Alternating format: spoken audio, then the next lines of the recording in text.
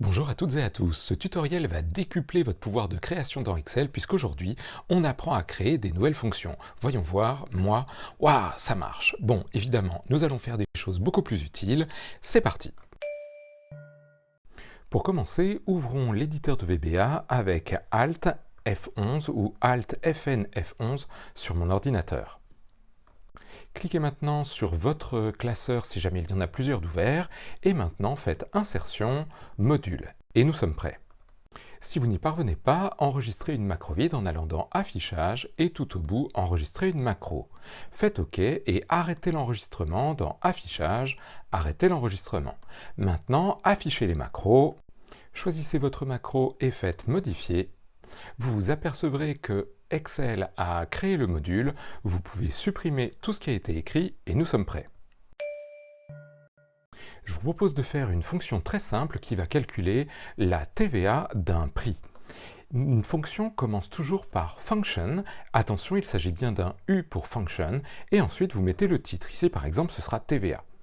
Nous ouvrons la parenthèse et bien sûr vous vous dites si je veux calculer la TVA sur quelque chose, il faut que je donne quelque chose à ma fonction.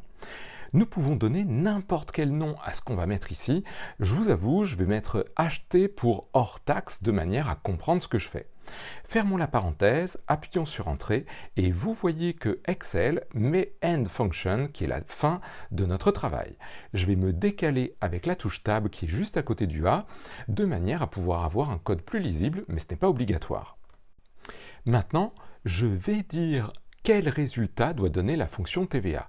Je vais donc remettre le nom de ma fonction, c'est TVA, et je vais mettre égal.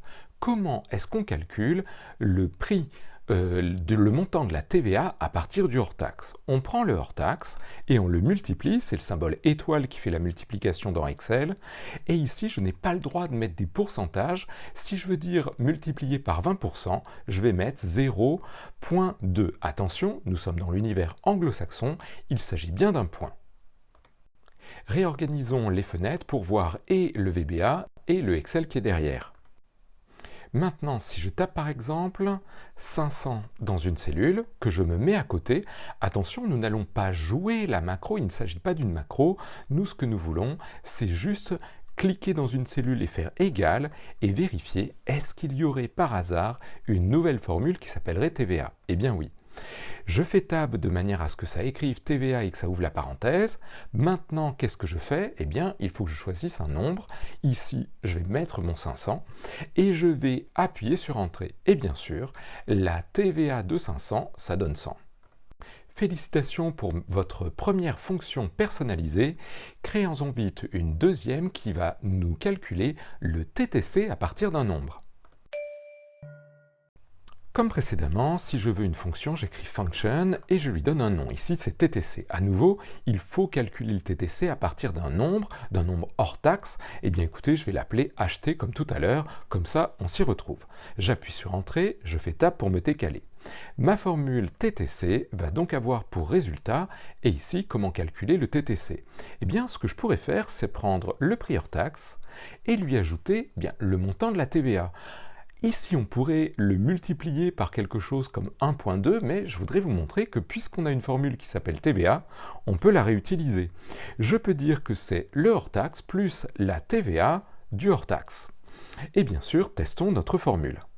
Je me mets dans mon fichier Excel, je tape égal, j'ai bien une formule TTC, je fais Tab pour que cela ferme la parenthèse, je clique sur un nombre qui va être mon hors-taxe, j'appuie sur Entrée et j'ai bien 600 qui correspond au prix hors-taxe plus le montant de la TVA. Maintenant, je voudrais vous montrer qu'on peut mettre plusieurs choses dans les parenthèses. Maintenant, créons le TTC avec et le prix hors taxe, acheté, et je vais lui donner un taux. Je ferme la parenthèse, j'appuie sur Entrée, et remettons le nom complet de notre formule en l'écrivant exactement comme on l'a défini au-dessus. Il s'agira donc du hors taxe plus le hors taxe multiplié par le taux, bien sûr. Testons notre formule. Je clique dans une cellule, égale TTC, maintenant j'ai deux TTC, je prends celui avec taux, je clique sur ma donnée, point virgule, je mets 20%, j'appuie sur Entrée et j'ai bien le TTC. Mais c'est un petit peu bête, car La plupart du temps, nous allons faire une formule avec 20% comme taux. Ce serait bien de dire, si jamais on ne met pas le taux, alors prends 20% par défaut. Je vais me mettre devant le taux et je vais rajouter le petit mot-clé optional pour dire que cela n'est pas nécessaire. Et je vais me mettre après le taux et je vais dire quelle est sa valeur avec un égal si jamais il n'est pas donné. Ici, ce sera 0.2. Testons notre formule. Je reviens dans mon Excel, je supprime, égal TTC avec taux. Je clique sur mon 500, je ne mets rien, j'appuie sur Entrée, ça fait bien le taux à 20%. Maintenant, je peux aussi lui donner un autre taux, 0.5% par exemple, et j'ai un taux à 5%. À titre d'exercice, vous pourriez créer une fonction très utile qui permet de calculer le taux d'évolution, à savoir plus récent moins plus ancien. Attention, n'oubliez pas les parenthèses, c'est pour ça que votre formule sera utile, elle les mettra d'office, divisé par le plus ancien. Comme vous l'avez remarqué, quand on met plusieurs arguments, Excel ne me donne pas d'aide pour savoir ce qu'il faut mettre dans les parenthèses. Si j'étais vous, je donnerais comme nom à ma formule un nom qui contient le bon ordre. Ici par exemple, évolution, ancien, récent. Autre indication, lorsque vous jouerez votre formule ancien-récent, vous ne pourrez pas sélectionner les deux d'un coup.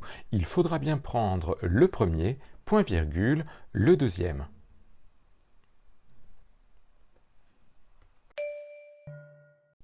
Une de mes fonctions préférées est probablement la formule âge qui permet à partir d'une date de naissance, je vais l'abréger DDN, de calculer l'âge d'une personne. Ici bien sûr âge est égal à et il faudrait la date d'aujourd'hui. Je pourrais aller me servir de Excel pour avoir l'âge, mais il y a dans le VBA une formule qui s'appelle date et qui par défaut donne la date d'aujourd'hui. L'âge, c'est donc quoi? Eh bien, c'est la date d'aujourd'hui moins la date de naissance. Je vais mettre tout cela entre parenthèses. Attention, ce que je vais obtenir, c'est un nombre de jours. Il faut que je le divise par le nombre de jours qu'il y a dans une année. Je vais mettre donc 365, et vous le savez peut-être, il y a des années bissextiles. Globalement, c'est à peu près un quart. Je vais donc mettre 0.25. Testons notre formule. Ici, je me mets dans une cellule, je cherche la formule âge, elle existe maintenant, je prends une date de naissance, j'appuie sur Entrée et j'obtiens l'âge de la personne, plutôt pas mal. Maintenant, que se passerait-il si, au lieu de calculer l'âge forcément à la date d'aujourd'hui, je voulais calculer l'âge à une certaine date, par exemple dans le futur, pour savoir si la personne aura tel ou tel âge? Je devrais donc mettre une deuxième date optionnelle après ma formule, mais il faudrait que je fasse deux calculs différents si elle est donnée ou si elle n'est pas donnée. Améliorons notre formule. Commençons par ajouter l'argument optionnel en mettant virgule, optional, et je vais l'appeler D pour date si ça vous va. Maintenant, il faut que je fasse deux calculs différents de l'âge en fonction de est-ce qu'on a donné la date ou pas. Une condition dans Excel se fait avec if, on calcule quelque chose, par exemple est-ce que 1 est égal à 1, et ensuite on met then qui veut dire alors. Si c'est le cas, on fait quelque chose, sinon, le sinon se fait avec else. Et bien sûr, on doit terminer le end if, puisqu'on l'a commencé avec un if. Maintenant, à la place de 1 égale 1, il faudrait que je dise si D est manquant.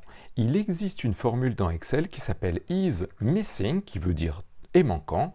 J'ouvre la parenthèse et je mets la variable. Ici, c'est D. Maintenant donc, on va me dire, si jamais on n'a pas de D, qu'est-ce qu'on fait comme calcul? Eh bien sûr, l'âge, puisqu'on n'a pas de date qui a été donnée, c'est celui qu'on avait calculé tout à l'heure avec la formule date qui équivaut à aujourd'hui. Maintenant, si jamais date a été donnée, la D, on va lui dire qu'il faut calculer non pas avec la formule date, mais avec D pour avoir notre âge. Bien sûr, testons tout de suite notre formule pour voir si nous n'avons pas fait d'erreur. Si je mets l'âge ici avec juste une date de naissance, j'obtiens toujours l'âge, c'est bon. Maintenant, si je mets âge avec une date de naissance, point virgule et une autre date, j'appuie sur Entrée, j'obtiens l'âge à cette date-là. Attention, vous devez maintenant enregistrer votre classeur comme classeur prenant en charge les macros. Rendez-vous dans Fichier et enregistrez sous. Donnez un nom à votre classeur et dans le menu qui est en dessous, ouvrez-le et choisissez bien classeur Excel prenant en charge les macros, puis cliquez Enregistrer. J'imagine qu'à ce stade, vous avez deviné que la formule moi était tout simplement égale à François. Il n'y a donc pas de magie là-dedans. Faisons un test. Égale moi, entrée, ça marche. Et qu'on pourrait l'améliorer avec François. Un petit « et » pour mettre bout à bout du texte, notre variable n avec un nombre, à nouveau un petit « et », ouvrez les guillemets, et ici, bisous. Bien sûr, lorsque je le joue en mettant 1000 quelque part, égale moi et un chiffre, j'obtiens François, 1000 bisous. Et bien voilà, j'espère qu'après cette introduction, vous serez à même de créer vos propres formules. Bonne continuation, à bientôt, au revoir.